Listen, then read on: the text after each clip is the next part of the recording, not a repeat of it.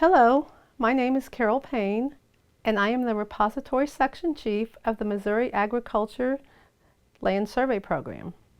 A lot of people, even surveyors, have no idea the records that we have in our repository. It is our hope that after watching this video, that you will have a better understanding of the records at your fingertips and how you can maneuver the databases to your fullest potential. As we continue to move forward, it is our goal to continually exhibit the high standards set before us by Missouri's previous state land surveyors. A special thanks to Mr. Robert E. Myers, Mr. J. Michael Flowers, and our current state land surveyor, Mr. Darrell Pratt, for their past, present, and future vision of this program. The Land Survey Repository was started in 1973. At that time, the repository was divided into two sections, preservation and distribution. Bringing the survey records into one location would provide easier access for surveyors as well as the general public. Currently, we have approximately 1.4 million records. The Land Survey Repository truly is a gold mine for surveyors. The official records that we have would include the General Land Office plats, the General Land Office field notes, subdivision plats, county survey records, and corner documents. Some of the unofficial records which we have would be Missouri Department of Transportation, Missouri Department of Conservation, U.S. Forest Service, Corps of Engineers, private surveys, some railroads, and state park surveys. In the past, we traveled to each of Missouri's 115 Recorder of Deeds and the county surveyor's office to pick up records. We would pick the records up, bring them back to the office, film them. After the film was processed to our satisfaction, we then returned the records to the county. 2 copies of the film were made. One was for archival purposes, which is stored in the Secretary of State's office, and the other one we put in microfiche jackets to be used for research. Until 2012, customers would call our office and order the surveying information for their particular area of interest. Our office then would print off the index, pull the microfiche, read through the surveys, and determine which ones are needed. We looked at General Land Office plats, General Land Office field notes, subsequent surveys, and corner documents.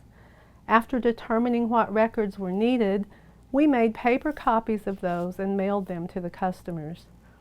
In 2004, we started scanning each survey that we received versus filming. In 2010, we purchased an archive writer. This machine allows us to convert files from digital format onto the reel of microfilm. Making a reel of film satisfies the archival requirement.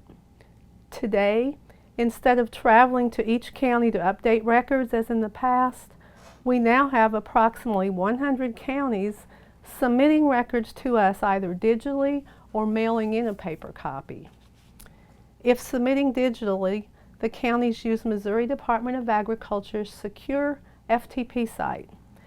The original records never have to be taken out of their office. Counties will send their records either monthly, quarterly, semi-annually, or annually. This depends on how many surveys are filed in the county. Therefore, counties are updated in our system as often as we receive records. Some advantages to this change for you include the documents being available to you as soon as they are indexed in our system. It is much more cost-effective and efficient. In 2012, we closed distribution and all records went online. We have had very positive feedback from this move. Surveyors tell us that even though our office did a great job in mailing their requested information, with the online capability, they can now order 24 hours a day and even get a survey at midnight if they want. Carol, that was a very illuminating introduction to what the repository does. Thank you. You did mention that today 100 of the counties participate with you by sending the records digitally or by mailing you the copies. Yes. So you told us there were 141. 115. 115. So Right. what about the rest? We are working with them. A lot of those counties do not have the capability to scan. They don't have the money to buy the large enough scanners that would make a legible copy that we need. And if we can't get the legible copy, we're going to keep traveling to those counties. And hopefully with technology, scanners going down, hopefully they can afford that in the near future. I also do have a couple of the recorders that have offered to let those particular recorders without that capability travel to their county. So that's something we are looking at.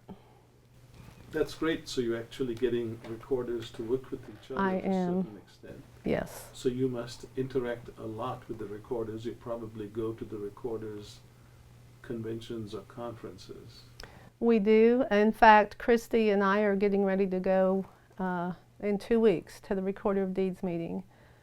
And we have been asked to speak and explain the Citizens Application Gateway, which is an index where they can look up their particular county and see the records just like we can here, but it's just for their particular county. Before going digital, we would get the records from the county, film them. After processing the film, we also, in addition, made a copy of the microfiche for the recorder for allowing us to film that. Now with microfiche being a thing of the past, the Citizens Application Gateway and giving them a user ID and password for their particular county has really been a positive move for us.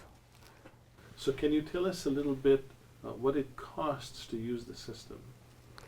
Oh, it's free to them. Okay. Yes. What if they want to download copies?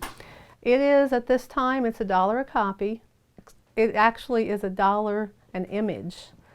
When we decided to go digital, we had like 1.3 million that were already in microfiche jackets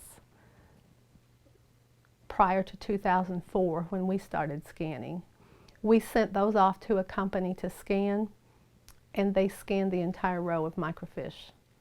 So you have 3 unrelated surveys in most cases that you will be downloading. But it's $1 an image, whether it's 1 or 3. Now, can the surveyors look at them online before they download them, or are they not able to examine them on the screens of their computers?